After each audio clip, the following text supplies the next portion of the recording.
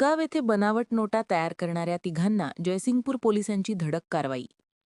जयसिंगपूर पोलिसांनी उदगाव परिसरात छापा टाकून बनावट नोटा तयार करणाऱ्या तिघांना अटक केली असून त्यांच्या ताब्यातून बनावट चलनी नोटा तसेच नोटा तयार करण्यासाठी लागणारं साहित्य असा एकूण 88,000 रुपयांचा मुद्देमाल जप्त करण्यात आला आहे.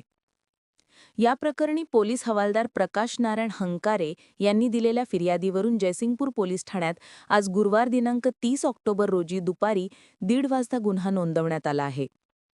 अटक करण्यात आलेल्यांची नावे साहिल रफिक मुल्लाणी, वय 26, राहणार उदगाव, तालुका शिरोळ, ओंकार बाबूराव तोवार, राहणार इचलकरंजी, सध्या दानोळी, आणि रमेश संतराम पाटील, वय 29, राहणार जुना चंदूर रोड, इचलकरंजी अशी आहेत. पोलिसांनी उदगाव येथील गट नंबर 145 मधील गोठ्यात आणि इचलकरंजी येथील बर्गेमळा परिसरात छापा टाकून 100 रुपयांच्या हुबेहूब दिसणाऱ्या बनावट नोटा एकूण 684 तसेच नोटा तयार करण्यासाठी वापरले जाणारे HP स्मार्ट टँक 525 मॉडेलचा प्रिंटर, प्लास्टिक स्केल, कटर, कागद इत्यादी साहित्य जप्त केले. या कारवाईत 68,400 रुपये किमतीच्या बनावट नोटा आणि 19,600 रुपयांचे साहित्य असा एकूण 88,000 रुपयांचा मुद्देमाल हस्तगत करण्यात आला. आरोपी हे बनावट चलन तयार करून बाजारात खपविण्याच्या तयारीत असल्याची माहिती पोलिसांना मिळाल्यानंतर ही कारवाई करण्यात आली.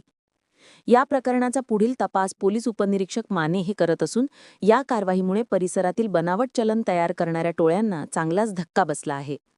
ग्रामदेवता प्रतिनिधी संभाजी चौगुले, विशेष प्रतिनिधी कोल्हापूर जिल्हा परिसर.